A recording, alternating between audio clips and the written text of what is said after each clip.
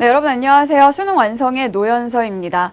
자, 이번 시간은요, 우리 유형편의 마지막 시간입니다. 와우, 좋아요. 그죠? 자, 우리 수능 완성 책 딱 두 개로 나눠지잖아요. 딱 쪼개지잖아요. 그 중에 한 권, 이번 시간 끝나면 끝내는 거예요. 자, 근데 요즘 여러분 고민이 있다는 것 같아요. 그죠? 나는 분명 연서쌤이랑 처음부터 지금까지 공부를 열심히 했는데, 그래서 뭔가 좀 내가 되어가고 있다고 생각했는데 막상 모의고사를 보니까 점수가 잘 안 나와요, 선생님. 어떻게 하면 좋아요? 이런 친구들이 있더라고요. 물론 원인은 여러 가지가 있을 수 있습니다. 여러분의 현재 상황에 따라서 또 여러분의 현재 등급에 따라서 뭐 여러 가지 원인들을 선생님이 생각해 볼 수 있을 것 같은데요. 뭐 등급에 따라 또 상황에 따라 이런 자세한 원인 분석과 또 해결책은 선생님이 공지사항에 자세히 적어 줄 겁니다. 그런데 만약 이런 거라면 좀 여러분이 생각을 바꿀 필요가 있다고 봅니다. 이런 게 뭐냐면요. 자, 여러분이 분명 처음에 시작할 때 선생님이랑 개념 공부하고 수능 특강 좀 풀어보고 이러면서 솔직히 3월 달에 가장 놀라운 변화를 경험한 학생들이 제일 많을 겁니다. 2학년 때까지 언어 막 바닥 치고 있다가 딱 3월 모의고사 봤는데 확 올라간 거죠. 그쵸? 뭐 4월에도 확 올라가고. 그런데 이제 그 뒤로 침체기를 겪는 거예요. 6월, 7월, 왜 변화가 없지? 내가 여기까지인가? 그래, 3, 4월에 어쩐지 올라간다 했어. 나한테는 거기까지였구나. 내 능력은 여기까지였구나. 내가 1년 동안 올릴 걸 그때 다 올렸구나. 나는 여기가 끝인가 보다. 이렇게 생각하는 사람들이 있다면 선생님 하고 싶은 얘기가 있어요. 자, 선생님 옛날부터 했던 얘기인데 사실 수능 완성 들어와서 한 번도 안 했기 때문에 다시 알려드립니다. 여러분 성적 향상이라는 거는요. 절대로 자, 그래프 또 한번 그려봐야겠네. 자, 여러분 가로축이 공부의 양이라고 합시다. 자, 그 다음에 세로축이 성적입니다. 자, 성적이라는 건 절대로 이런 식으로 올라가지 않는다는 거예요. 공부의 양에 비례해서 그냥 계속 쭉 올라가기만 하는 거 절대 아닙니다. 여러분 공부라는 거는요. 어느 순간 결과가 보이게 돼 있어요. 하지만 그 순간이 되기 전까지는 눈에 보이지 않아요. 그래서 자, 성적은 항상 이런 식으로 향상된다는 거죠. 아시겠어요? 아마 여러분이 3월 달에 놀라운 변화 겪었다면 그죠? 4월 달에 놀라운 변화 겪었다면 근데 지금 아무것도 일어나지 않는다면 여러분은 여기 있는 거예요. 여러분이 잘하지 않는 게 아니라 공부한 게 이만큼 공부한 게 쓸데없는 게 아니라 여러분 그냥 속으로 지금 계속 잠재 능력이 크고 있는 겁니다. 그리고 분명 그거는 9월에 이렇게 나타나게 될 거고요. 11월엔 이렇게 나타나게 될 거라고 선생님은 믿어요. 그러니까 제발 한두 번의 시험 때문에 여러분 좌절하고 한두 번의 시험 때문에 나는 여기까지인가 봐. 이런 생각하지 말라는 거죠. 아시겠죠? 약속해요. 제발. 포기하지 말아요. 내가 있잖아요. 내가 있잖아. 얘들아, 선생님 여러분 없으면 아무도 없는데 여러분마저 나를 떠나버리면 어떡하나. 아시겠죠? 함께 갑시다. 자, 이번 시간에 종합평가 3 다 끝내야 돼요. 빨리빨리 할 거예요. 자, 1번 문제부터 한번 보도록 하겠습니다. 자, 1번 문제는요. 문들 한번 읽어보세요. 처음부터 그냥 어휘 문제. 가볍다의 반이어를 보기와 같이 정리할 때 기억에서 미음에 들어갈 예문으로 적절하지 않은 것은 이랬어요. 자, 이거는 뭐냐면요. 자, 보면은 표제어. 자, 가볍다라는 표제어가 있고, 그쵸? 자, 이게 예문이 5개로 나올 수 있다. 라는 얘기는 가볍다의 뜻이 그만큼 다양하다는 뜻이 됩니다. 그 얘기는 가볍다가 뭐다? 바로 다이어라는 거죠. 자, 그런데 이 문제는요. 다이어의 의미 구분 우리가 지금까지 많이 해봤어요. 그런데 다이어의 의미를 구분하는 방법에 여러 가지가 있지만 그 중에 하나로 뭐냐? 각각의 반대말을 생각해보는 방식. 자, 각각의 반이어를 생각해보는 방식으로 다이어의 의미를 구별하는 그런 문제 유형이라는 거죠. 자, 그래서 여러분 이 문제 유형은 굉장히 유의미한 문제 유형입니다. 선생님이 어휘는요. 유형이 관건이다라고 얘기했죠. 그쵸? 똑같은 걸 물어봐도 어떤 식으로 문제를 구성하느냐, 어떤 모양으로 시험지 위에 올려놓느냐 이것이 어휘 문제의 핵심이라고 했습니다. 자, 그래서 오늘 여러분 개념 탑재하고 갑니다. 자, 오늘 개념 막차는요. 자, 반의어를 통한 다의어의 의미 구분 문제예요. 자, 그래서 자, 어휘의 관계는요, 여러 가지가 있죠. 다의어도 있고, 동음 이의어도 있고, 뭐, 반의어도 있고, 상하의어도 있고 한데, 선생님이 개념 급 탑재해서 반의어가 중요하니까 이거를 좀 잘 알아놔라. 이런 얘기 했었습니다. 네, 나왔죠. 자, 반의어는 반의어로만 존재하는 것이 아니라 다의어의 의미 구분을 하는 데에도 쓰인다라는 얘기죠. 자, 왜냐하면 5가지 기역, 니은, 디귿, 리을, 미음이라는 5가지 의미가 있어요. 그런데 어차피 뿌리가 하나이기 때문에 이 의미들이 조금씩 겹친다는 거죠. 그래서 명확하게 우리가 의미 구분을 하기 힘들 때 이때 쓰일 수 있는 반대말을 생각해주면 그 차이가 이 5가지의 차이가 더 명확하게 드러날 수 있다는 겁니다. 자, 그러면 이런 미세한 차이들을 반의어를 통해서 의미를 구분하는 문제 어떻게 풀어야 될까요? 어떻게 풀어야 될 것 같아요? 자, 바로 이겁니다. 자, 보면 1, 2, 3, 4, 5번에 예문에 자, 가볍다가 자, 밑줄이 다 쳐져 있죠. 그렇죠? 자, 이 밑줄 쳐진 부분에 이쪽에 써 있는 반의어들을 한번 넣어 보세요. 넣거나 아니면은 그렇게 이 반의어로 바꿨을 때 의미가 통하는지 한번 생각을 해보라는 거죠. 만약에 의미가 통하지 않는다면, 말이 안 된다면 그게 뭐예요? 이 예문을 잘못 쓴 겁니다. 자, 그러면 1번부터 한번 보세요. 무슨 소린지 한번 생각해 봅시다. 자, 기역. 자, 기역에는 자, 가볍다에 대해서 어떤 예문이 나와 있냐? 예상한 것보다 상대편의 응수가 가벼웠다. 자, 상대편이 나에게 이게 맞받아 쳤는데 생각보다 가볍게 맞받아 쳤다는 거죠. 그쵸? 그래서 여기에서 가볍다를 반의어를 뭐라고 잡았죠? 무겁다라고 했습니다. 그럼 여기다 무겁다를 넣어봐요. 자, 그랬을 때, 자, 이 가볍다는 무겁다의 반대말로 쓰인 걸까요? 정말 분필이 가볍다. 그쵸? 이런 의미로 쓰인 걸까요? 아니라는 거죠. 자, 응수가 무거울 수는 없어요. 무거운 응수를 해왔다. 이런 말은 쓰지 않는다는 겁니다. 자, 그러니까 얘는 뭐예요? 잘못 제시한 경우가 되겠죠. 반의어를. 자, 그래서 1번이 정답입니다. 자, 2번, 3번, 4번, 5번을 보면은요. 자, 가벼운 몸살 기운. 이때 가볍다는 어떤 의미로 쓰인 거냐? 자, 예를 보면 알 수 있다는 거죠. 자, 반의어가 뭐예요? 심한 몸살 기운이라는 거예요. 그렇죠? 우리가 몸살이 심하다?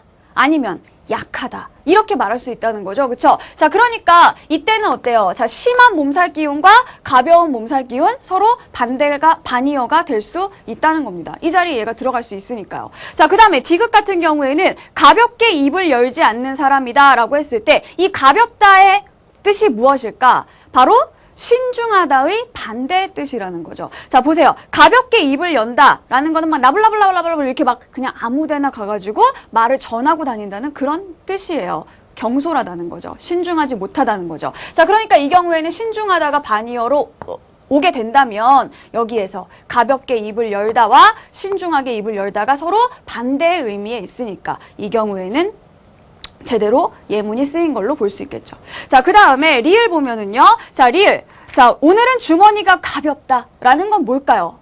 내 주머니는 깃털로 만들어져 있다. 이런 걸까요? 주머니 자체가? 아니죠. 이 경우에 주머니가 가볍다라는 건 돈이 없다. 혹은 돈이 뭐 조금밖에 없다. 이런 의미로 쓰인 걸 겁니다. 그러니까 여기에 반의어가 뭐가 왔어요? 돈이 많다가 오게 된 거죠. 그러니까 이 경우에는 이 가볍다의 의미 뭐예요? 돈이 많다의 반대뜻으로 쓰인 겁니다. 자, 그 다음에 미음 보시면은요. 자, 힘들다라는 반의어가 있어요. 자, 그러면 여기에 가볍다가 들어가는 자리에 힘들다를 한번 넣어보세요. 자, 선두를 달리는 팀이 꼴찌 팀을 가볍게 꺾고 자, 상대방을 가볍게 꺾는 거는 반대가 뭐예요? 힘들게 꺾는 거죠. 이기긴 이기는데 힘들게 이기는 거예요. 그런데 가볍게 꺾는 건 뭐게요?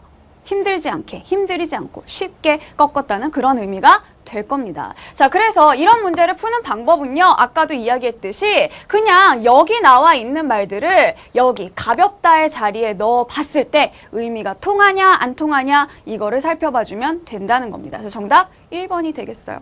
자, 그 다음에 2번 가봅시다. 자, 2번 보기 1에 표준어 규정. 아이고 정말 싫죠. 그쵸? 자, 표준어 뭐 맞춤법 이런 거 나오면은요. 여러분 일단 긴장해요. 근데 긴장할 필요 없죠. 왜냐하면 외워야 되는 거 하나도 없으니까. 우리에게 규정은 주어집니다. 우리는 주어진 규정을 바탕으로 아래 나온 사례, 보기 2에다가 대응만 시켜주면 된다는 거예요. 자, 이거 어떻게 푸는 거냐? 여러분이 웃과 윗을 언제 써야지 적절하게 제대로 쓴 거냐를 모르고 있다 하더라도 이걸 보고 원리만 여기에다가 적용시키면 됩니다. 그럼 같이 한번 먼저 보기 1의 표준어 규정을 보도록 합시다.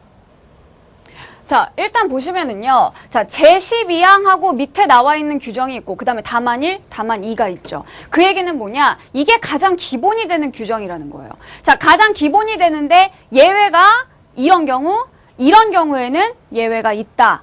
요렇게 받아들이면 됩니다. 자, 그러면 웃을 쓰느냐, 윗을 쓰느냐. 일단 기본 규정은 뭐냐 하면은 윗이 원칙이란 얘기예요. 그런데 예외, 된소리나 거센소리 앞에서는 된소리가 뭐죠? 소리가 되게 나는 거죠. 이게 뭐예요? 자, 이게 된소리가 뭐예요? 끄 이거잖아요. 그렇죠? 소리를 되게 내는 거예요. 자, 그다음에 이거는 뭐예요?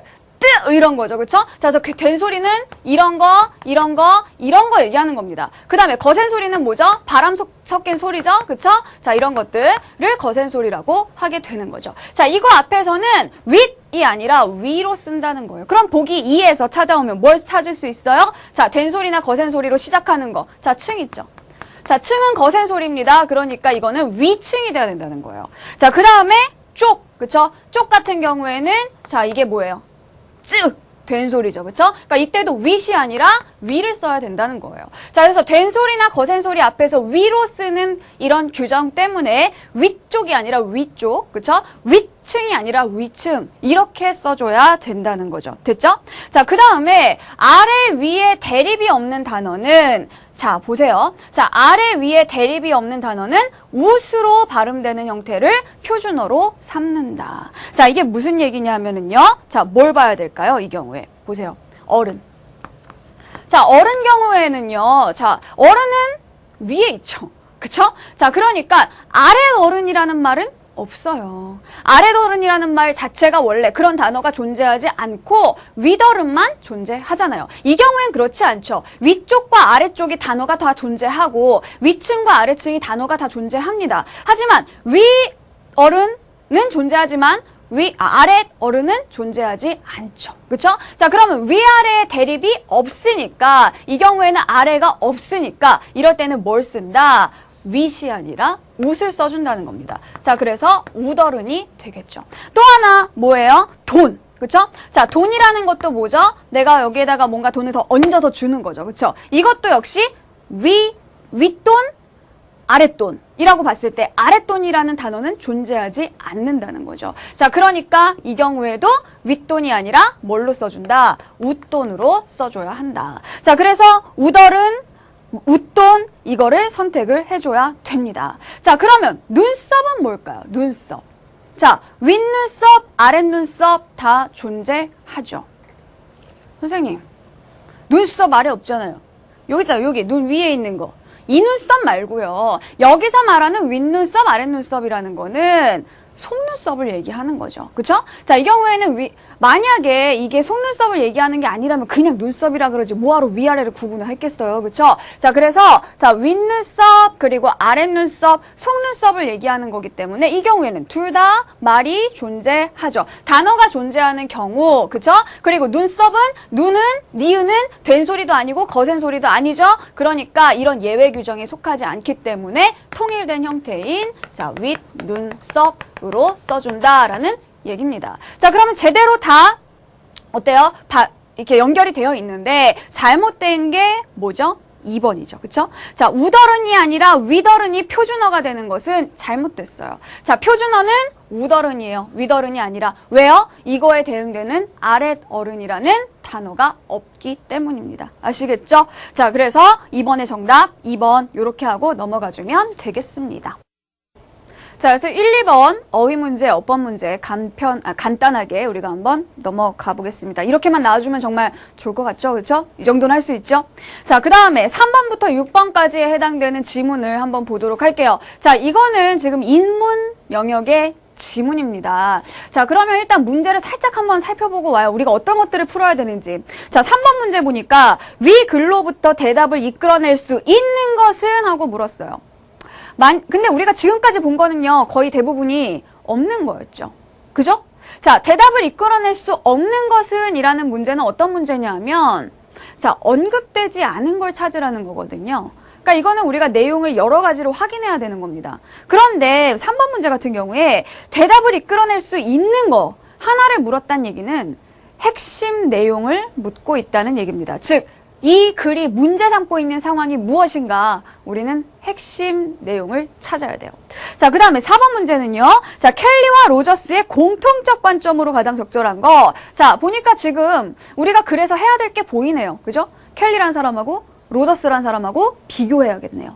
근데 다행히도 공통점을 묻고 있는 거 쉽게 찾을 수 있을 겁니다. 자, 그 다음에 5번은요. 기억의 관점에서 볼 때 보기를 분석한 것으로 적절하지 않은 것은, 기억은 켈리의 어떤 그런 관점이거든요. 관점에 따라서 어떤 상황을 평가하는 그런 문제가 되겠죠? 관점을 제대로 파악하면 됩니다. 자, 그 다음에 6번은요. 니은의 입장에서 볼 때 완전한 자기 개념 형성을 위한 바람직한 충고로 가장 적절한 것은, 충고 구체적인 사례죠. 사례에 적용해보는 그런 문제입니다. 자, 그래서 이거 아주 그냥 심리학 지문이 보여줄 수 있는 모든 전형적인 유형들을 다 다루고 있어요. 글의 구조 굉장히 간단합니다. 어려워 보이지만 내용이, 단어가 여러 개가 나와서 그렇지 굉장히 간단 명료한 그런 글이에요. 한번 보세요. 자, 현상학적 또는 인본주의적 입장에서는, 자, 이게 무슨 입장일까요?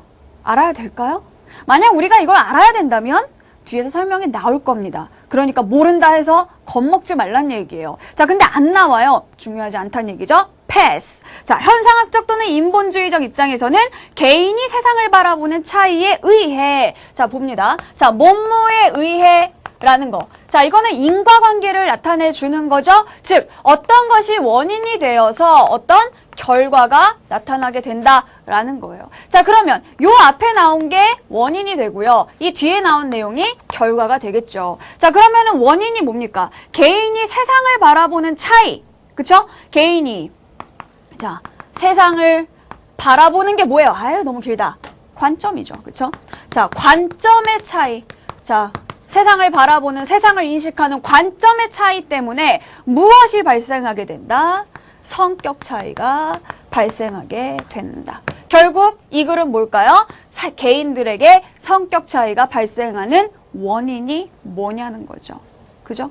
자, 그 대표적인 학자로 켈리와 로저스를 들 수 있다. 자, 그래서 밑에 보면 우선 켈리를 해서 켈리의 이야기가 쭉 나오고, 그 다음에 가면 켈리와 유사하게 로저스 되었고, 로저스에 대한 이야기가 쭉 나오고, 그게 답니다.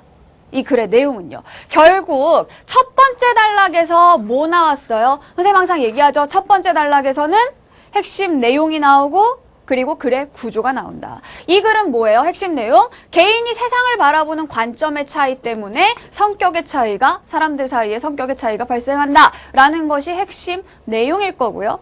글의 구조는 앞으로 뭐예요? 켈리는 어쩌고저쩌고, 로저스는 어쩌고저쩌고, 이런 얘기가 나올 거라는 거죠. 자, 그러면 핵심 내용 알았는데 3번 문제 풀 수 있지 않을까요? 자, 뭐예요? 이 위글로부터 대답을 이끌어낼 수 있는 것은 물었기 때문에 핵심적인 것만 찾으면 됩니다. 아까 뭐라 그랬어요? 성격 차이가 발생하는 이유, 원인에 대해서 얘기한 거라 그랬죠? 3번이죠. 개인 간 성격 차이는 어떤 요인에 의해서 발생하는가?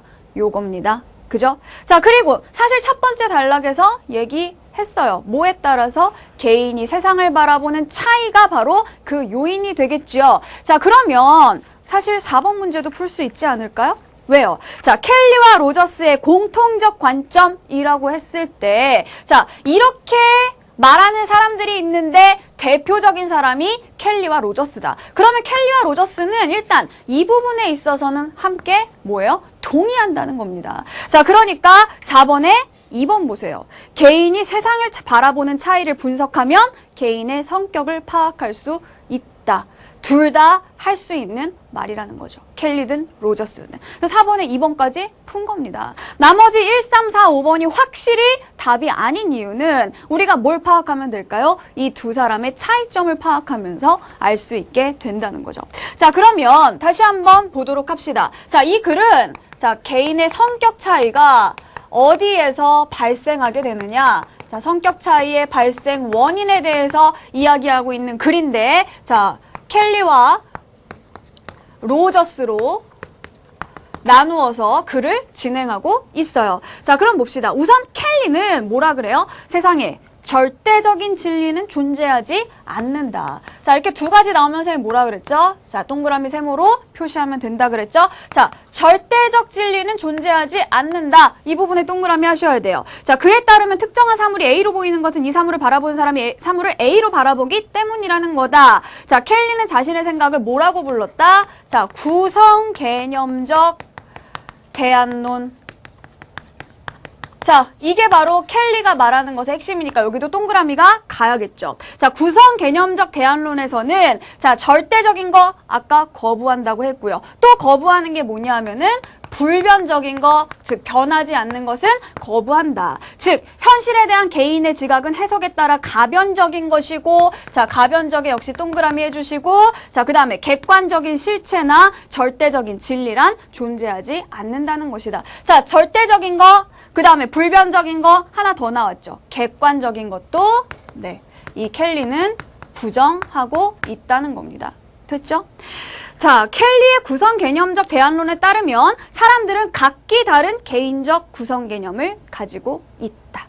자, 이 부분 아까 우리가 동그라미 했던 이게 지금은 기억이라고 해서 밑줄이 쳐져 있네요. 그 얘기는 뭡니까? 우리가 이걸 가지고 5번 문제를 풀어야 된다는 뜻이겠죠. 그렇죠?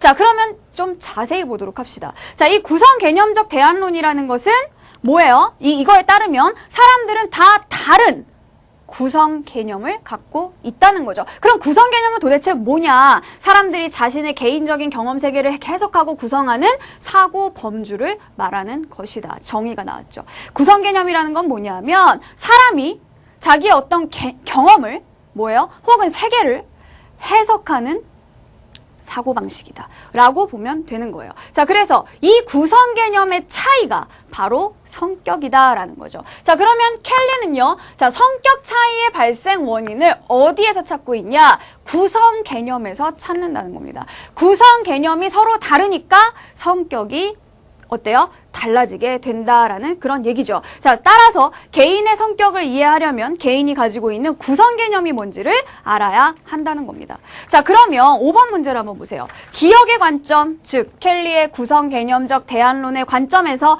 보기를 분석한 것으로 적절하지 않은 것은, 자, 보기를 보면 자, 무슨 얘기입니까? 어떤 젊은이가 의과대학을 졸업해가지고 의사가 안 되고 사랑하는 연인과 전원 생활을 하기 위해 도시를 떠나서 시골로 갔다는 거죠. 중요한 건 이 젊은이가 아니고요. 이 젊은이의 행동을 해석하는 사람들이 어떻게 해석을 하고 있느냐를 보면요. 학교 상담사는 이렇게, 젊은이의 어머니는 이렇게, 젊은이의 아버지는 이렇게 해석을 했다는 겁니다. 그러면 왜 똑같은 사건을 보고도 사람마다 다른 해석을 했을까? 이게 중요한 거 아니겠어요? 왜 그랬어요? 각각 다른 이걸 가지고 있으니까. 개개인이 가지고 있는 구성 개념이 다르니까. 그러니까 큰 전제로 가게 되면 켈리는 개개인의 성격 차이는 개개인의 서로 다른 구성 개념에서 나온다는 거죠. 그러니까 학교 상담사와 젊은이의 어머니와 젊은이의 아버지가 각자 다른 구성 개념을 가지고 있었기 때문에 각각 다르게 받아들이고 각각 다르게 해석한다. 이게 바로 맞는 해석이 될 겁니다. 자, 그런데 2번 보면 뭐라고 돼 있죠? 자, 젊은이의 행동에 대한 개인들의 견해에는 객관적인 기준이 존재할 수 있다. 자, 켈리에 따르면 객관적인 거 X 해놨는데 아까? 그죠? 괜히 X 한 게 아니죠? 그죠? 자, 켈리는 객관적인 것, 절대적인 것, 불변적인 것을 다 거부했다고 했습니다. 그러니까 켈리는 2번이라는 말을 절대로 할 수 없다는 거죠. 그쵸? 그래서 5번의 정답은 2번입니다. 1, 3, 4, 5번은 다른 내용으로 쓰여 있지만 가만히 들여다보면 다 같은 말을 하고 있다는 거죠. 구성 개념이 다르니까 해석을 다 달리하고 있다. 성격 차이가 발생하고 있다. 이런 내용을 여러 가지로 바꿔서 풀어 쓴 것뿐이에요. 됐죠? 자, 5번 문제도 해결했어요. 자, 그럼 다음에 어디로 가야 돼요? 로저스로 갑시다. 자, 이 로저스는요. 자, 켈리와 유사하게 로저스도 개인의 행동을 이해하려면 개인의 주관적 경험과 자아의 개념을 이해해야 한다고 보았다. 자, 그래서 보면은요. 자, 그는 개인의 행동을 지배하는 것은 자극 상황에 대한 개인의 해석과 그것에 대한 개인적 의미라고 보았다. 그는 자기 개념이라는 용어를 사용했다. 자, 켈리는 구성 개념이라는 용어를 사용했고요. 자, 로저스는 자기 개념이라는 용어를 사용을 했다는 겁니다. 자, 이 자기 개념, 이것은 뭐냐면요. 현재 자신이 어떤 인간인가에 대한 개인의 신념을 말하는 것. 즉, 자기가 스스로를 어떻게 생각하느냐. 이것이 바로 자기 개념이고요. 이 자기 개념의 차이가 성격의 차이를 가져온다. 이 사람은 켈리는 구성 개념의 차이가 성격의 차이를 가져온다라고 했죠. 그렇죠? 자, 이 사람 자기 개념의 차이라고 했는데 자, 그에 의하면 자기 개념은 두 가지 기제에 의해 발달하게 된다. 정리해야죠. 그렇죠? 자, 자기 개념을 발달시킬 수 있는 두 가지 기제는 뭐냐? 첫 번째 뭐라고 돼 있죠? 개인이 자신에 대해 가지는 유기체적 평가 과정이다라고 했어요. 즉, 개인이 자신에게 하는 평가 자, 그리고 거기 보면 뭐라고 돼 있어요? 자아 실현을 하고자 하는 동기. 자, 이런 것들이 자기 개념을 발달시키게 되고요. 자, 그 다음에 그 다음 두 번째 기제 여기를 한번 보세요. 자, 두 번째 기제는 긍정적 대우에 대한 욕구라는 겁니다. 자, 두 번째. 긍정적 대우. 즉, 남에게서 어떤 긍정적인 대우를 받고자 하는 욕구. 자, 이것이 자기 개념을 발달시키는 두 번째 기제라는 거죠. 그런데 중요한 건 뭐죠? 이 욕구는 첫 번째 기제보다 더 강하게 작용한다는 겁니다. 즉, 자아실현 동기보다 남에게 어떤 칭찬받고 여기 뭐라고 나와 있죠? 존중받고 인정받고 싶어하는 이 욕구가 훨씬 더 강하게 자기 개념을 발달시키게 된다는 거죠. 자, 그래서 긍정적 대우에는 또 두 가지로 나누죠. 어떤 거? 조건적 긍정적 대우와 그리고 무조건적 긍정적 대우가 있다라고 해서 얘가 또다시 뒤로 나눠요. 두 개로 나눠요. 자, 조건적 그리고 무조건적. 자, 설명을 보면 뭐라고 돼 있냐면 자, 조건적 긍정적 대우라는 거는 뭐냐 하면 긍정적 대우를 해주는데 조건을 건다는 거죠. 그럼 반대로 얘는 뭐예요? 조건에 상관없이 언제나 그죠? 조건 없이 거기 맨 밑에 줄 보세요. 있는 그대로 조건 없이 어떤 사람을 수용하는 것이라고 얘기를 했습니다. 자, 그러면서 사실 중요한 건 마지막 부분이죠. 완전한 자기 개념을 형성하기 위해서는 뭐가 필요하다? 이것보다는 이것이 더 필요하다. 그럼 보세요. 자기 개념을 형성하는데 얘보다 얘가 더 크게 작용을 한다. 이거에는 이렇게 두 개가 있는데 이 중에서 이게 훨씬 더 강하게 이것이 더 필요한 그런 경험이다라고 얘기를 하고 있습니다. 자, 그러면 4번, 아까 정답은 2번으로 찾았지만 살펴보세요. 자, 1번, 이거 뭐죠? 자, 평가 과정. 자, 이거 어디 나와 있어요? 이거. 로저스의 개념, 이쪽에 나와 있죠. 그쵸? 그 다음에 켈리는 이런 얘기 안 했고요. 3번 같은 경우에는요, 뭐죠? 구성 개념, 이거는 켈리의 켈리의 이론이죠. 켈리의 견해죠. 그쵸? 로저스랑 상관이 없습니다. 자, 그 다음에 4번, 이거는 뭐죠? 긍정적인 대우 어쩌고 이런 얘기는 로저스 쪽에서만 나왔던 얘기고요. 자, 그 다음에 5번, 이거는 무슨, 알 수 없죠. 그쵸? 그래서 완전 다루지도 않는 내용이니까 버립니다. 자, 마지막으로 6번 문제를 풀어보면은요. 자, 이게 뭐였어요? 자, 니은의 입장에서 볼 때, 자, 니은의 입장이 뭐였죠? 긍정적 대우에 대한 욕구였어요. 그런데 긍정적 대우에 대한 욕구에서 완전한 자기 개념 형성을 위한 바람직한 충고. 자, 완전한 거 이쪽에서 나온다 그랬죠. 그러면 조건을 걸지 않고 무조건 어떤 상황에서든지 항상 늘 이렇게 긍정적 대우를 해주는 거 찾으면 정답은 나오죠. 뭐예요?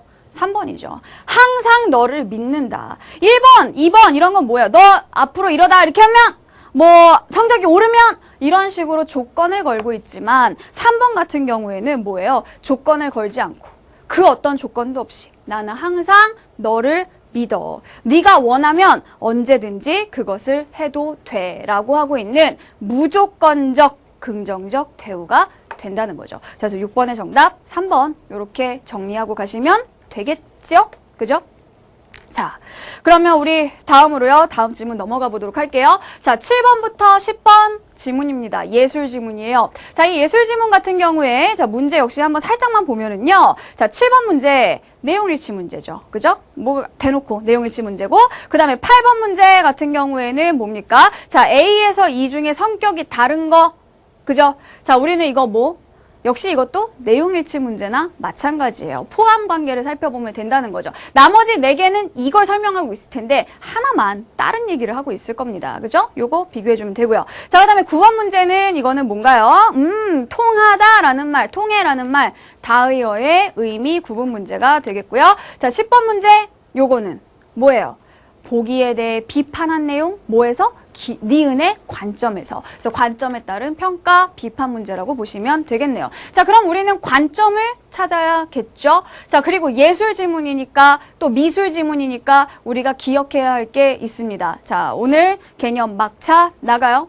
자, 예술 지문이 나온다면 예술이라는 것은 뭔가를 표현하는 겁니다. 결국 무엇을 표현할 것인가의 문제라는 거죠. 이게 표현하고자 하는 것이 단순한 사물의 어떤 겉모습이냐, 아니면 사물의 본질이냐, 아니면 인간의 내적인 감정이냐, 이런 식으로 무엇을 중요시하는 그런 표현인가, 이게 가장 중요합니다. 자, 그러면 지문을 한번 보도록 할게요. 자, 최근 미술계의 흐름 중 하나는 구상회화, 그 중에서도 사진처럼 실물과 흡사하게 묘사한 극사실주의 회화가 급부상했다는 점이다. 자, 그래서 보시면은요, 구상회화 중에서도 극사실주의 회화가 급부상했다는 거. 이게 최근 미술계의 흐름이라는 거네요. 그러면 핵심어는 뭡니까? 극사실주의 회화죠. 자, 이 극사실주의 회화란 무엇이냐? 정의가 그 앞에 나와 있는 거예요. 뭐? 자, 사진처럼 실물과 흡사하게 묘사한다는 거죠. 극사실주의 회화라는 거는요. 자, 이것은 현대 미술의 난해함이나 새로움에 대한 강박관념에서 벗어나, 그러니까 현대 미술이라는 거는 뭔가 좀 항상 새로워야 되고, 좀 어려워야 되고, 이런 강박관념에서 벗어나서 원초적인 미적 쾌감을 추구하는 태도에서 이것이 나왔다는 겁니다. 자, 그리고 이미지 가공이 일상화된 디지털 세대에게 손끝으로 재현해내는 환영이 지니는 작품성과 희소성에 대한 가치 부여 등으로 인해 이와 같은 유행이 비롯되었다고 볼 수 있다. 자, 뭐뭐로 인해 여기도 나와 있죠. 원인 분석이죠. 극사실주의 회화가 유행하게 된 원인이 뭐라는 거예요? 자, 원초적인 미적 쾌감을 추구하는 태도, 이게 첫 번째 원인이고, 두 번째는 뭐죠? 디지털 세대에게 뭐 이런 거, 손끝으로 이렇게 하는 거, 자, 이런 것들을 가치 부여하기 위해서 이런 태도 때문에 이것이 유행하게 되었다는 겁니다. 자, 그럼 보세요. 여기 B에 이미지 가공이라는 말이 나와 있는데 이 이미지 가공은 뭐예요? 극사실주의의 반대편에 있는 거죠. 이게 일상화되어 있는 디지털 세대에게 이거 말고, 그죠? 이거 말고 손끝으로 재현해내는 거, 이런 작품성, 희소성, 이런 것들을 가치 부여하려고 자, 이것이 만들어지게 되었다는 거잖아요. 그럼 일단 A와 B는 어때요? 일단은 다른 범주에 있네요. 얘 아니면 얘가 답이겠네. 나머지들이 어디에 속하는지를 보면 되는 겁니다. 자, 그러면 7번 문제, 내용일치 문제 몇 개만 우리 확인을 하고 가도록 합시다. 자, 1번 보세요. 자, 극사실주의 회화는 이미지의 지나친 가공에서 탈피한 미술 갈래다. 그쵸? B가 이미지 가공이었죠. 여기에서 탈피한 게 얘 맞고요. 자, 그 다음에 7번에 4번을 보면은요. 자, 극사실주의 회화의 유행은 미술의 원초적인 미적 쾌감을 추구하는 태도에서 비롯되었다. 자, 우리가 아까 살펴봤던 원인이 됩니다. 그래서 1번하고 4번은 일단 해결을 했어요. 자, 그 다음 최근에 극사실주의 회화에서 두드러지는 특징 중 하나는 집요한 묘사와 더불어 사진적인 표현을 통해 실제보다 더한 실제감을 연출한다. 누가요? 극사실주의 회화가요. 자, 그러면 실제보다 더한 실제감, 이거는 여기에 속하는 거죠. 그러면 A하고 C는 이미 같은 편이니까 얘가 답이겠네요. 그쵸? 네, 나머지 D하고 E도 당연히 여기에 있을 거예요. 확인만 하도록 합니다. 자, 그래서 강영구가 그린 대형 캔버스에 꽉 찰 정도로 확대된 얼굴들에는 사이즈가 주는 비실제감과 솜털과 땀구멍까지 생생하게 묘사한, 안 보이는데요. 자, 안 보이죠? 여기 여러분 뭐 솜털이 있는지 땀구멍이 보이는지 우리 이 그림으로는 알 수 없다는 거예요. 하지만 선생님 늘 얘기하죠. 미술 지문에 나오는 그림은 의미 없다. 우리는 그림 안 봐도 된다. 여기서 그렇다면 그런 겁니다. 자, 극사실주의의 특징, 극사실주의 회화의 특징, D. 맞죠? 똑같죠? 그쵸? 솜털과 땅구멍까지 생생하게 묘사한 것 역시 이 위에 속하는 게 된다는 거죠. 자, 그래서 이런 디테일 사이에 묘한 모순과 긴장감마저 감돈다. 이는 사진을 참조하되, 자, 보세요. 사진을 참조는 해요. 사진은 완전히 배제하는 것이 아니라 사진을 참조하되 한 인물 또는 여러 인물의 이미지를 부분적으로 취사 선택하여 파괴된 이미지의 편린들을 다시 조립해서 원형을 복원하는 작업 방식과 이를 통해 인물의 형상보다 이게 뭐야 왜 이렇게 길어요. 자, 일단 보세요. 자, 극사실주의 회화는 뭐 한다는 거예요? 파괴된 이미지의 편린들을 다시 조립해서 원형을 복원하는 과정을 거친대요. 그쵸? 그러니까 이도 속하죠. 그러니까 결국 얘네는 A, C, D, E 얘네는 극사실주의 회화에 속하는 내용인데 얘만 다른 내용이에요. 그러니까 8번의 정답 2번 요거 일단 해놓고 가도록 합시다. 자, 이 극사실주의 회화를 어떻게 만드느냐 다시 한번 보도록 합시다. 자, 제일 먼저 사진을 참조한다는 거죠. 자, 사진을 일단 보고서 여기에서 한 인물의 여러 가지 이미지들 혹은 여러 인물의 이미지들 이런 이미지들을 부분을 띄워온다는 거예요. 자, 부분적으로 취사 선택을 한다. 자, 그런 다음에 뭐하냐? 부분 선택한 것들을 다시 모아요. 그래서 재조립, 다시 조립한다. 자, 그리고 이것을 통해서 원형을 복원한다. 자, 그래서 이런 것이 바로 극사실주의 회화의 작업 방식입니다. 이런 작업 방식을 통하여, 자, 이런 작업 방식을 통하여 무엇을 표현할 것인가?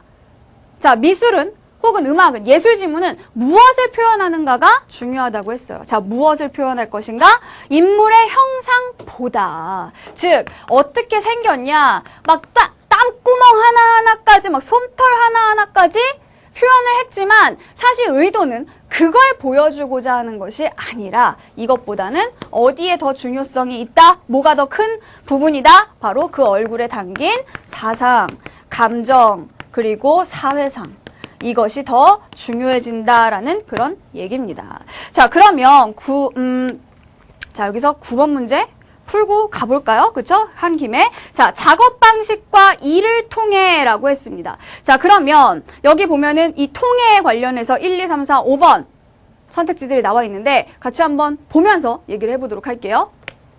자, 보세요. 자, 이 기억은요. 이를 통해라고 했는데 선생님 얘기했죠? 일단 여러분은 구조로 접근하라고. 그러면 통해 앞에 이를이 있어요. 근데 이가 뭔지 모르잖아요. 이는 바로 앞에 있는 말을 받아주는 거겠죠. 결국 이거는 뭐죠? 작업 방식을 통해가 된다는 거예요. 자, 그러면 한번 보세요. 작업 방식을 통해라고 했으면 이 통해는 뭘로 쓰인 거예요? 얘는 작업 방식이라는 건 작업하는 하나의 어떤 수단, 뭐 방법, 도구 이런 것들이 될 수 있겠죠. 그러면 자, 통해 앞에 있는 목적어들이 이런 수단, 방법, 도구 이런 의미를 가지고 있는 걸 찾아주면 되는 겁니다. 자, 그럼 여기 봤을 때 이건 일단 자, 뭐뭐를 통해라는 구조가 아니에요. 그렇죠? 뭐뭐와 통해지. 그러니까 1번 안 되죠. 그렇죠? 자, 그다음에 전화기를 통해라고 했고요. 여기는 청년기를 통해라고 해서 뭐뭐를 통해 이거는 일치해요. 그러면 이 중에서 의미를 보세요. 여기에서 어떤 작업 방식, 즉 수단, 방법 이런 것들로 쓰인 거는 뭐예요? 이거죠. 전화기가 뭐예요? 부모님과 연락하는 수단, 도구, 방식 이런 것들이 될 수 있다는 거죠. 청년기라는 거는 어떤 기간, 그쵸? 시간, 세월 이런 거니까 거리가 멀다는 겁니다. 자, 그 다음에 4, 5번을 한번 보도록 하죠. 자, 4, 5번을 보시면은 자, 이 경우에는 자, 보세요. 대화가 통해, 즉 뭐뭐를 통해 구조에서 일단 맞지 않는다는 겁니다. 그 다음에 소식을 통해라고 했을 때 뭐뭐를 통해, 소식이라는 것도 어떤 뭔가 이렇게 방법, 수단 이런 게 될 수 있지 않을까요, 선생님? 그런데 만약에 그런 의미로 쓰였다면 자, 어떤 소식을 통해서 내가 뭐를 알게 됐다라는 구조로 썼어야겠죠. 그렇죠? 그 소식을 통해 나는 그 아이가 이렇게 했다는 것을 알게 되었다. 이게 정말 그런 수단과 방법과 이런 의미로 쓰였어야 됐을 텐데 여기에서는 단순히 뭐예요? 서로 소식이 통하고 있었다. 이런 의미로 쓰였기 때문에 얘는 안 된다는 겁니다. 자, 그래서 9번의 정답 2번이 되겠죠? 자, 그러면은 다시 우리 그 지문으로 돌아와 보도록 합니다. 자, 어디까지 했죠? 네. 자, 이처럼 여기 보면 되겠네요. 자, 이처럼 극사실주의 회화의 작가들에게 있어 작품의 동기나 제작 과정 그리고 결과에 있어 불가분의 관계를 이루는 것이 불가분의 관계가 뭘까요?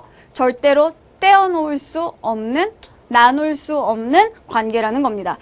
뗄 수 없는 관계 그런 거 있잖아요. 그렇죠? 자, 불가분의 관계를 이루는 것이 바로 사진이다. 세대를 막론하고 대부분의 극사실주의 작가들이 사물의 세부 묘사, 3차원의 현실을 2차원의 평면으로 옮기기 위해 사진을 참조한다라고 했죠. 자, 그러면 7번에 2번 봅시다. 자, 극사실주의 회화 작가들은 대부분 사진을 참조하여 사물의 세부를 묘사한다. 맞죠? 그쵸?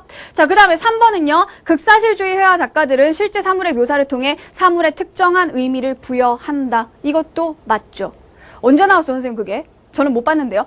못 보긴 왜 못 봐요? 아까 선생님 뭐라 그랬죠? 자, 이런 극사실주의 회화는 사진을 참조하긴 하는데 그것을 통해서 형상을 보여주는 것이 아니라 아까 뭐라 그랬어요? 사상, 그쵸? 뭐 감정, 사회상. 자, 이런 것들을 보여주는 것이다 라고 했습니다. 자, 그러니까 3번에서 얘기하는 것처럼 자, 그냥 모양 자체를 보여주는 것이 아니라 어떤 의미를 부여하는 것이다 라고 봐줘야 되겠죠. 그쵸? 자, 그 다음에 다시 지문으로 돌아오시면은요, 더 나아가 컴퓨터를 능숙하게 다루는 젊은 작가들은 이미지의 출처로서 사진뿐 아니라 포토샵 등의 디지털 이미지 프로세스를 사용하기도 한다. 이런 거 써요. 네. 컴퓨터 사용한다고요. 자, 그런데 7번에 5번 보면 뭐라 그러죠? 디지털 도구의 사용을 배제한다라고 되어 있죠. 틀렸죠. 그래서 7번의 정답은 5번 이렇게 보셔야 되겠습니다. 자, 그 다음 보세요. 그러나 자, 이런 디지털 이미지 프로세스, 뭐 컴퓨터 이런 거 사용하긴 하지만 그러나 사진이나 디지털 이미지 도구의 기계적 메커니즘이 기록하는 시각적 사실성을 넘어서 이들의 회화가 작가의 내적 진실성과 맞닿아 있음에 주목하고 이들의 시각적 어법과 문체를 읽으려 노력해야 된다. 즉 시각적 사실성. 우리가 보기에 오 진짜 같이 그렸다. 사진 같다. 놀랍다. 여기에서 멈추면 안 되고요. 그것을 넘어서서 그 안에 작가가 담으려 했던 그쵸? 그 내적 진실성 이런 것들을 읽으려고 노력해야 한다는 겁니다. 자, 그래서 예를 들면 하면은 위에 나와 있었던 그림의 예를 쭉 여기에서 제시를 해주고 있는 거죠. 자, 그러면 7, 8, 9번 다 했고 10번 한번 보도록 합시다. 자, 10번은요. 자, 니은의 관점에서 보기에 대해서 비판을 하라고 했습니다. 자, 니은은 뭐냐 하면은 뭐였어요? 니은은? 뭐예요? 눈에 보이는 거 말고 그 안에 작가의 내적 진실성이 어떻게 표현되어 있는가? 이거에 주목해야 된다라는 게 니은의 관점인 거죠. 자, 그런데 보기를 보면 뭐라고 돼 있냐 하면은 자, 보세요. 미국에서 시작된 포토리얼리즘 회화는 대상에 대한 주관적 해석을 일절 배제한다. 그건 뭐예요? 극사실주의 회화에서는 작가가 여기에다 어떤 의미를 부여하는 것, 자, 이런 것들을 중요시하고 있는데, 자, 포토리얼리즘에서는 뭐죠? 오히려 그런 주관적 해석, 이런 것들을 아예 금지시킨다는 거죠. 이것을 아예 배제하고요. 그리고 밑에 줄 보시면 사진 속의 화면을 기계적으로 확대해서 모사했다. 그 밑에 줄 보시면 대상의 철저한 객관화를 위한 수단으로 사용되었다. 즉 대상 그 자체를 표현하는 것을 중시했다는 겁니다. 자, 그러면 자, 이 관점에서 얘를 비판하려면 뭐라고 할 수 있겠어요? 뭐라고 할 수 있을까? 정답은 4번이죠. 화가의 역할은 단순히 그냥 객관적으로 뭐예요? 모사하는 거, 이미지를 그대로 옮겨놓는 거, 이게 아니라 나름대로의 자신의 관점에서 묘사해서 뭐 의미를 부여하는 것이다 라고 얘기할 수 있다는 겁니다. 자, 그래서 10번의 정답 4번 이렇게 봐주시면 되겠지요? 아이고, 네. 자, 그래서 오늘 두 지문을 이렇게 했습니다. 한 지문이 남았는데요. 가기 전에 요거 가야죠. 그쵸? 자, 명언 타임 보도록 하겠습니다. 자, 오늘은요, 승환이, 양승환 학생이 올려준 글을 한번 보도록 할게요. 생각하는 대로 살지 않으면 사는 대로 생각하게 된다. 폴 발레리의 말입니다. 선생님도 사실 이 말을 몇 년 전에 봤습니다. 어디서 봤냐면 선생님 학교 한 학생의 책상에서 봤어요. 그 학생이 책상에다 이런 말을 써붙였었더라고요. 그러면서 오 정말 좋은 말이다 했는데 선생님 살짝 잊어버리고 있었는데 우리 승환이가 다시 선생님한테 이거를 떠올리게 만들었네요. 자, 생각하는 대로 살지 않으면 사는 대로 생각하게 된다. 무슨 얘기일까요? 뭘까요? 자, 우리가 살고 싶은 모양이 있죠. 그렇죠? 우리가 꿈꾸는 미래가 있죠. 그걸 이루기 위해서 그거를 이룰 수 있을 만큼 열심히 노력하면서 살아야 된다는 겁니다. 근데 그냥 막 놀고 있어요, 지금. 그죠? 그냥 막 놀고 방만하게 보내고 아무것도 안 하고 이렇게 살고 있어요. 그럼 나중에 어떻게 된다는 거예요? 지금 사는 대로 생각하게 된다는 겁니다. 그냥 놀고 방만하게 아무것도 하지 않은 채로 여러분의 생각마저 바뀔 수 있다는 거죠. 더 이상 꿈을 꿀 수 없는 그런 상태가 될 수도 있다는 겁니다. 그러니까 여러분이 지금 어떤 생각을 가지고 있다면, 어떤 꿈을 꾸고 있다면 그 생각대로 사십시오. 그게 여러분의 미래를 만들 거예요. 아시겠죠? 자, 그러면 과학 지문, 한번 보도록 합시다. 자, 과학 지문은요, 가장 중요한 게 뭐다? 쌤 항상 얘기하죠? 과학 지문은 원인과 결과, 즉 인과관계를 파악하는 것이 가장 중요합니다. 자, 그래서 오늘 마지막 개념 막차 태워드릴게요. 자, 과학 지문에서는 원인을 파악한다. 그러니까 왜냐하면, 아니면 어떻게, 아니면 뭐로 인하여 이런 표현들이 나왔을 때 주의하시라는 거죠. 자, 그러면 지문 한번 보도록 할게요. 자, 이 지문의 내용 굉장히 여러 가지 다루고 있고 어려운 듯 하지만 그림 2개로 설명 다 되는 지문입니다. 우리 지문 속에 들어가 있는 가 그림 있죠? 그쵸? 자, 그리고 14번에 나와 있는 보기 그림, 이 2개의 그림 가지고 설명할 수 있는 지문들이에요. 그럼 같이 한번 보도록 할게요. 자, 지구상의 다양한 날씨와 기후를 일으키게 하는 원천은 바로 태양에너지이다. 태양에너지는 육지와 해양에 골고루 분포하지 않으며 위도, 시간, 계절에 따라 달라진다. 이게 중요한 거죠. 항상 다 똑같으면 골고루 분포하게 되면 우리가 뭐 연구할 필요가 없을 겁니다. 하지만 위도와 시간과 계절에 따라서 그리고 육지냐 해양이냐에 따라서 태양에너지가 달라진다는 거죠. 그러면 이 태양에너지는 어떻게 지구에 영향을 미치는 것일까? 자, 먼저 태양에너지는 계절의 날씨에 어떻게 영향을 미치는 것일까? 자, 이 부분부터 그림 보면서 선생님이 설명해 주도록 할게요. 보시죠. 자, 여기 보시면은 보세요. 자, 이게 우리 지문에 나와 있는 첫 번째 그림입니다. 자, 태양에너지가 계절의 날씨에 어떻게 영향을 미치는 것일까 물어봤어요. 이는 낮의 길이로 그 차이의 일부를 설명할 수 있다. 답하고 있어요. 그렇죠? 질문하고 스스로 답하고 자문자답의 형식을 쓰고 있는 겁니다. 자, 낮의 길이 보면은요. 여름에는 낮의 길이가 길어서 많은 양의 태양 복사를 받아들이는 반면 겨울에는 낮이 짧아서 적은 양의 태양 복사를 받아들인다라는 거죠. 자, 그 다음에 또한 지평선과 남중한 태양이 이루는 각의 점차적인 변화도 그 이유가 된다. 자, 무슨 얘기냐? 자, 남중이라는 것은 태양이 남쪽 하늘 가장 한가운데 떴을 때를 이야기하는 겁니다. 자, 그래서 보면은 A 가장 높이 떴죠. 그렇죠? 그 다음에 C 가장 낮게 떴죠. 이 남중했을 때의 각도를 우리가 남중고도라고 해요. 자, 그러면 여기서 보면은요. 자, 한여름에 정오의 태양고도는 높지만, 즉 정오의 태양고도, 그렇죠? 12시의 태양고도가 남중고도가 되는 거예요. 자, 한여름에는 이 고도가 높다. 남중고도가 높다. 그러니까 C보다는 A가 되겠죠. A가 여름이에요. 자, 그렇지만 여름이 지나고 가을이 되면서 태양의 남중고도는 낮아지고, 자, 어때요? 점점 낮아지고 여기는 가장 낮은 때는 겨울이 되겠죠. 그죠? 자, 그래서 여름, 가을, 겨울, 그 다음에 다시 봄, 여름 이런 식으로 남중고도가 변화하게 된다는 겁니다. 자, 그리고 매일 저녁 해가 일찍 진다. 이는 태양고도의 연변화와 관련이 있다라고 했어요. 자, 그럼 보세요. 자, 지금 보면 이게 일단 고도로 봤을 때도 여기가 여름이지만 아까 뭐라 그랬어요? 여름에는 낮의 길이가 길다라고 했죠? 자, 그럼 보세요. 태양이 여기서부터 떠가지고 여기까지 갈 때까지 어때요? 거리가 길죠. 그렇죠? 근데 여기는 짧죠. 이게 뭐예요? 태양이 떠서 질 때까지니까 낮의 길이란 말이에요. 여기는 낮의 길이 길어요. 근데 여기는 짧잖아요.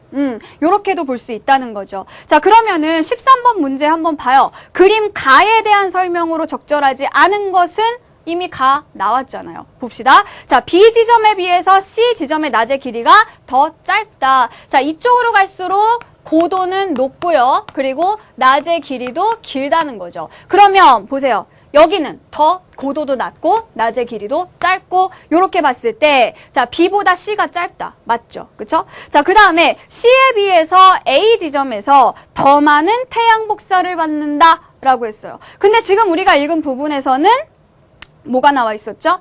여름에는 낮의 길이가 길어서 더 많은 태양 복사를 받아들인다 라고 했죠? 그쵸? 자, 그러니까 이 부분 맞는 설명 된다는 겁니다. 여름에는 더 많은 태양 복사가 있을 수 있다. 자, 그 다음에 3번. 한여름 정오의 태양 고도가 가장 높으므로 A는 여름에 해당한다. 이건 아까 선생님이 지적해준 부분이에요. 그쵸? 가장 높은 곳, 이 부분이 여름이다.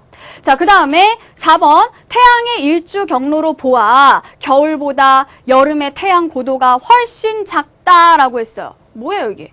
이거는 지문의 내용이랑 일치하지 않잖아요. 지문에서 뭐라 그랬죠? 한여름의 정오에 태양 고도는 높다. 즉 한여름에는 고도가 높다라고 했는데 여기에는 뭐라 그랬어요? 여름이 훨씬 더 고도가 겨울보다 작다라고 했으니까 잘못된 설명이죠. 13번의 정답 4번이라는 겁니다.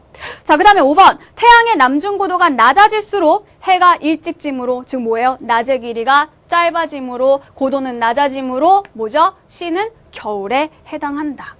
됐죠. 자, 그래서 13번의 정답 4번이다라는 얘기입니다. 자, 그리고 그 다음에 14번 문제에 이 그림이 나와 있는데 이 그림은 14번 풀 때뿐만 아니라 앞으로의 지문 내용 이해하는 데도 훨씬 도움이 됩니다. 그러면 지문을 한번 다시 보도록 할게요. 자, 148쪽 지문에 이제 오른쪽 칸으로 가는 거예요. 자, 계절에 따른 태양 고도의 변화는 지표면이 받는 태양 에너지 양에 영향을 준대요. 자, 첫째, 태양이 머리 위로 높이 떠 있을 때 태양 에너지의 강도가 강하다. 아까 우리가 봤던 13번의 2번. 이 부분에서도 2번이 맞다는 걸 알 수 있죠. 그쵸? 머리 위에 높이 떠 있을 때 강도가 강하다는 거. 그러니까 이 부분이 아무래도 C에 비해서는 머리 위에, 이 사람 머리 여기 있잖아요. 높이 떠 있는 부분이기 때문에 이때 태양 에너지가 강하다라고 말해도 됩니다. 자, 그 다음에 고도가 낮아지면 광선은 넓게 퍼지게 되고 지표에 도달하는 태양 복사가 약해진다. 자, 고도가 낮아질 때 이쪽으로 가게 될수록 자, 어떤 식이 있죠? 자, 고도가 낮아지면 넓게 퍼진다.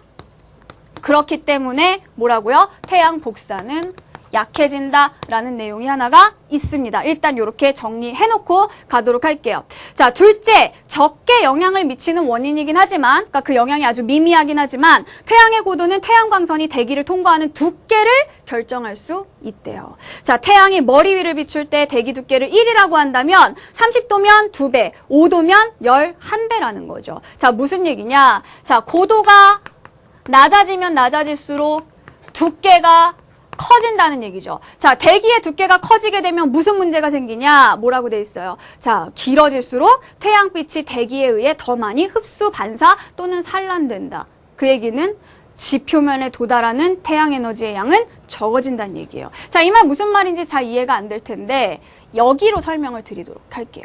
자, 여기를 보면 어떻게 돼 있냐면 지금 이 부분은요. 지표면과 태양광선이 이루는 각이 직각이죠. 그쵸? 자, 그런데 여기를 보게 되면은 어때요? 자, 이 지표면이 이렇게 그려질 수 있을 텐데 자, 요 각이 훨씬 더 작다는 겁니다. 그러면 지구에는 대기층이 있잖아요. 우리가 그 대기층을 똑같은 그 두께로 이렇게 돌아가고 있다라고 한다면 보세요. 지금 직각으로 만나는 부분에서는 요만큼만 통과하면 되죠. 그쵸? 자, 그런데 이렇게 각도가 작아지니까 어때요? 이만큼을 통과해야 된다는 거예요. 즉, 여기서부터 여기까지 통과하고 여기서부터 여기까지 통과하는 동안 어떤 게 더 중간에 대기에게 많이 뺏기겠어요? 여기죠. 그쵸? 길게 통과하니까. 통과하는 길이가 길어질수록, 그쵸? 여기 경로가 길어질수록 태양빛이 대기에 흡수되고 반사되고 산란돼서 여기에 도달하는 에너지는 적어지게 된다는 겁니다. 되셨죠? 자, 그러면 계속해서 보도록 합시다. 지구가 구형이라는 사실도 중요하대요. 여기로 와야죠. 그쵸? 지구가 동그랗게 생겼기 때문에 태양빛을 수직으로 받는 위치. 자, 수직으로 받는 위치는 여기예요. 그쵸? 여기가 수직이에요. 자, 수직으로 받는 위치에서 북쪽 또는 남쪽으로 움직이게 되면 태양광선은 보다 낮은 각도로, 다시 말하면 이거죠. 지표면과 이 태양광선이 이루는 각이 어떻게 돼요? 점점 작아지게 된다는 겁니다. 그쵸? 자, 그러면 각도가 작아지면 작아질수록 어떤 일이 생기게 되나요? 도달하는 태양 에너지가 적어지게 된다는 거죠. 아까 뭐라 그랬어요? 자, 고도가 낮으면 두께도 증가하고, 고도가 낮으면 빛이 넓게 퍼지기 때문에 복사 에너지가 줄어든다라고 얘기를 했습니다. 됐죠? 자, 그래서 따라서 수직으로 태양빛을 받는 지역과 가까울수록 태양 남중고도는 높아진다. 즉, 여기와 가까워질수록 남중고도가 높아진다라는 얘기죠. 자, 그러면 14번 문제 풀어보도록 합시다.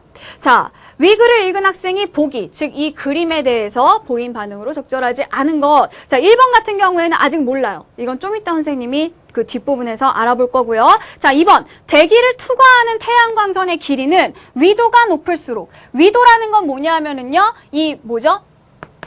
극지방으로, 지금 이게 자전축이잖아요. 그렇죠? 극지방으로 올라갈수록 위도는 높아지는 겁니다. 자, 그럼 봤을 때 어때요? 아까 선생님이 대기 그려줬죠. 위쪽으로 올라갈수록, 각이 작아질수록 뭐라 그랬어요? 대기를 통과하는 거리가 길어지게 된다라고 얘기를 했죠. 그러니까 여기보다 여기가 훨씬 더 통과하는 길이가 길어졌잖아요. 위도가 높아질수록. 맞아요. 자, 그 다음에 3번. 지표면과 태양광선이 이루는 각도는 고위도보다 저위도에서 크다. 자, 이거는 뭔가요? 자, 윗부분보다 아랫부분이 각도가 점점 커지게 된다라는 그런 얘기고요. 자, 그 다음에 4번 보면은요. 저위도보다 고위도 지역에서 지표에 도달하는 태양광선이 넓게 퍼진다. 자, 고위도로 갈수록 각도가 작아져요. 아까 뭐라 그랬죠? 각도가 작아진다는 건 고도가 낮아진다는 얘기고, 고도가 낮아진다는 얘기는 넓게 퍼지는 거라고 했습니다. 자, 그렇기 때문에 나중에 뭐라 그랬죠? 복사 에너지가 적게 도달하게 된다. 4번 맞는 설명이죠. 자, 5번. 지표에 도달하는 태양광선의 각도가 클수록 태양광선의 강도는 커져야죠. 그쵸? 자, 그래서 각도가 클수록 직각이 제일 큰 거잖아요. 이 부분에서 태양광선의 강도는 가장 셉니다. 그러니까 5번 약해진다라고 해서 이게 정답이 된다는 얘기죠. 자, 그러면 14번의 1번에 대한 설명. 이거는요, 이 뒷부분의 지문의 내용이랑 같이 봐야 될 것 같아요. 자, 그럼 보도록 하시죠. 자, 그렇다면 무엇이 태양 고도와 낮의 길이의 연 변동을 일으키는가? 연 변동이라는 거는 뭐죠? 1년 중에 왜 이렇게 태양 고도와 낮의 길이가 바뀌어 가는가라는 겁니다. 자, 이는 지구가 궤도를 따라 태양 주위를 돌 때 지구의 위치가 계속적으로 변하기 때문이다. 즉, 자전축, 양극을 통과하는 가상적인 축이 공전면과 수직이 아니기 때문이다. 지구는 수직면으로부터 23.5도 기울어져 있는데 이를 자전축의 경사라 한다. 만약 자전축이 기울어져 있지 않다면 계절의 변화는 없을 것이다. 자, 이게 구체적으로 무슨 말을 하는 건지는 아직 잘 모르겠지만 어쨌든 계절의 변화가 나타나는 이유가 뭐라는 거예요. 자전축이 기울어져 있지 않다면 계절의 변화는 없을 거래요. 근데 계절의 변화 있잖아요. 왜?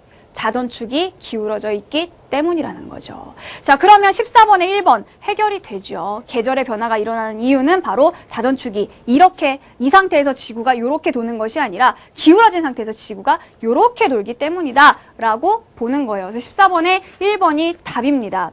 자, 그러면 이게 도대체 무슨 소리냐? 이해하기 어려우니까 밑에서 예를 들고 있죠. 그쵸? 자, 그러면 12번 보세요. 자, 12번.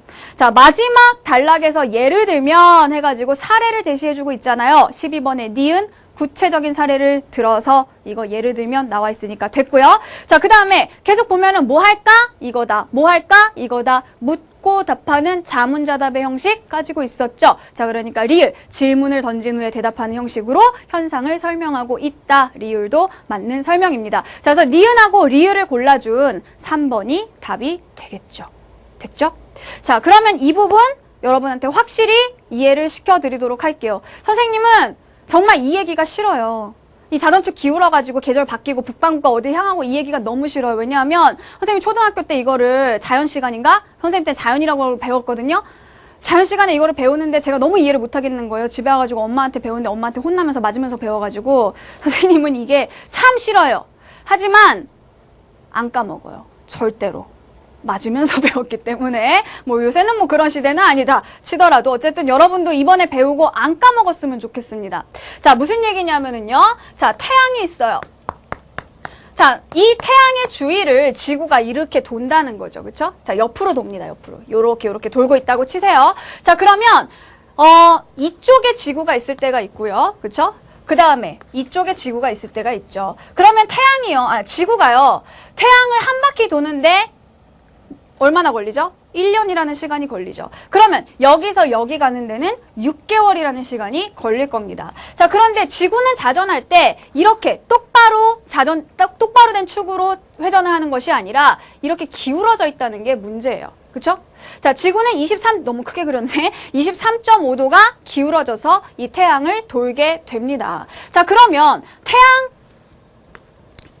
태양의 빛을 이렇게 받는다라고 쳤을 때, 자, 우리가 지구를 이렇게 반으로 가운데를 수박 자르듯이 이렇게 쫙 잘라가지고 남반구, 북반구 이렇게 나누잖아요. 그쵸? 이 윗부분이 바로 북반구가 되겠죠. 자, 그러면 이 부분에서 봤을 때, 자, 태양을 향하고 있을 때 보면 아까 뭐라 그랬어요?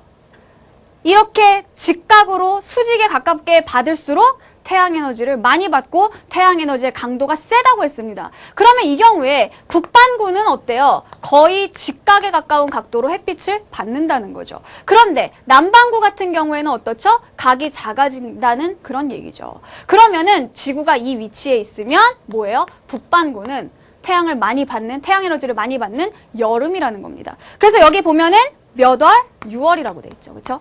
자, 그래서 보세요. 매년 6월에 어느 날이 되면 지구는 북반구가 태양을 향하여 23.5도 기울어진 위치가 된다. 그 다음에 6개월 후면 어디로 가요? 6개월 후. 1년 뒤엔 여기로 다시 돌아오는 거고 6개월 후에는 여기로 가게 되겠죠. 그러면 6개월 후 12월이 되면 자, 이제 12월입니다. 자, 이 경우에는 어떻게 될까요? 자, 우리가 다시 북반구, 남반구를 나누게 된다면 이때는 반대로 태양 에너지를 누가 더 많이 받아요? 남반구에서 더 훨씬 직각으로 받게 되겠죠. 북반구에서는 각도가 작아지니까 여기는 추워요.